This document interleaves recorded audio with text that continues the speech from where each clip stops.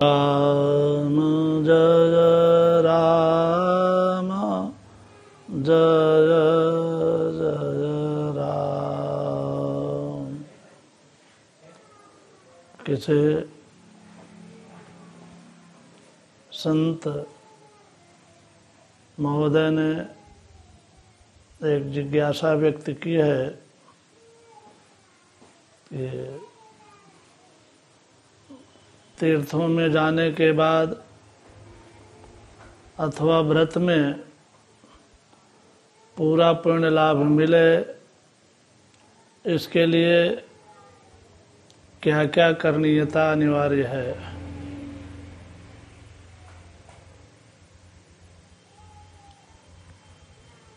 इसके बारे में शास्त्रों में बहुत विचार किया गया है। चूँकि तीर्थ यात्रा में व्यक्ति जब जाता है, चाहे गृहस्थ हो, चाहे ब्रह्मचारी हो, वनस्थ हो, किसी भी आश्रम का रहने वाला है, तो वो इसी भावना से जाता है कि हम तीर्थों में जाएंगे, मेरे पाप का क्षरण होगा, पुण्य की प्राप्ति होगी, आध्यात्मिक लाभ मिलेगा। तो ये सावधान रहना चाहिए कि जो भी कायिक, वाचिक, मानसिक रूप में प्रमुख रूप से ये 3 अपराध होने वाले हैं, उन तीनों प्रकार के अपराधों से तीर्थों में बचना ही चाहिए। कारण क्या है कि तीर्थ के बाहर अन्य क्षेत्र में जो किया हुआ अपराध है, वो जब तीर्थ क्षेत्र में व्यक्ति पुण्य आदि करता है, गंगा स्नान आदि करता है, तो वो पाप नष्ट हो जाता है और पुण्य की प्राप्ति होती है। लेकिन अगर तीर्थ में अपराध होगा तो तीर्थ का अपराध अक्षुण्ण हो जाता है, वज्रलेप हो जाता है। अन्य क्षेत्रे कृतं पापं तीर्थ क्षेत्रे विनश्यति, तीर्थ क्षेत्रे कृतं पापं वज्रलेपो भविष्यति। इसका भाव ये हुआ कि अन्य क्षेत्र का किया हुआ पाप तीर्थ में नष्ट हो जाता है, लेकिन तीर्थ क्षेत्र का किया हुआ पाप वज्रलेप हो जाता है। अतः तीर्थों में जाने पर, तीर्थयात्रा पर बहुत ही सावधान रहना चाहिए कि मानव तन से किसी भी प्रकार का कोई अपराध अथवा अमर्यादित आचरण नहीं होना चाहिए। दूसरी, कुछ लोगों की इस समय अज्ञता कह लें या प्रमाद कह लें, हम लोग तीर्थयात्रा को तीर्थयात्रा के ढंग से नहीं करते।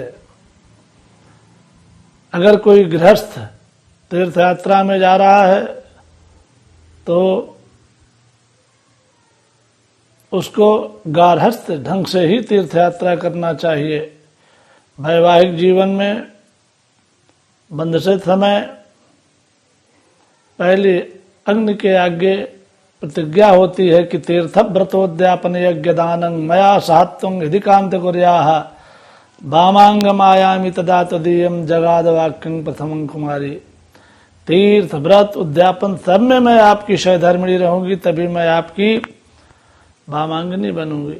ये अग्नि के आगे विवाह के समय गृहस्थ कसम खाता है, शपथ लेता है, तो जब आपने शपथ लिया है, प्रतिज्ञा की है, तो उसका निर्वहन तीर्थयात्रा आदि में सर्वथा करना ही चाहिए। हाँ, पत्नी कहीं बीमार हो चुकी है, अशक्त हो चुकी है, उसकी पूर्ण सहमति है, विशेष विषम परिस्थिति में उसकी सहमति से अकेले भी आप जा सकते हैं, लेकिन उसकी पूर्ण सहमति होनी ही चाहिए।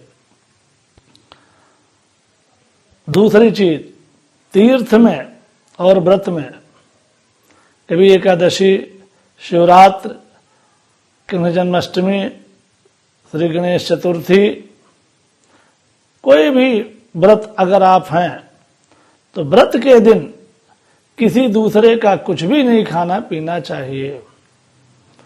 अपनी कमाई, अपने घर की सीमा की जो वस्तु हो वही जो उपभोग होगा उसका पुण्य लाभ मिलता है। नहीं तो तीर्थ में और व्रत में दूसरे का जो अन्न खाया जाता है, आप व्रत हैं और दूसरे का फलाहार कर रहे हैं, तो ये अपेक्षा छोड़ दीजिए कि वो पुण्य लाभ आपको मिलेगा। जिसका आप अन्न खा रहे हैं वो पूरा का पूरा पुण्य लाभ उसको ही प्राप्त होता है। अतः तीर्थ यात्रा में और व्रत में दोनों में सावधान होना चाहिए। यहाँ विचारणीय बिंदु यह है कि तीर्थ यात्रा में माना हम आप गए, हमारे पास भोजन बनाने की व्यवस्था नहीं, पात्र की व्यवस्था नहीं, अगर हमने कहीं परिस्थिति वशात भोजन किया, अगर मैंने 50 का भोजन किया है तो 100 रुपए उसमें दान दे के आना चाहिए कि मैंने जो खाया कम से कम उस अन्न का दाम हमको दे देना चाहिए और कुछ लगा के देना चाहिए। इससे धर्म की रक्षा हो जाएगी, पुण्य की प्राप्ति होगी। नहीं तो तीर्थे व्रते च अध्ययने श्राद्धे पिच विशेषतः परान्न भोजनाद्देवी यस्यान्नं तस्य तत्फलम।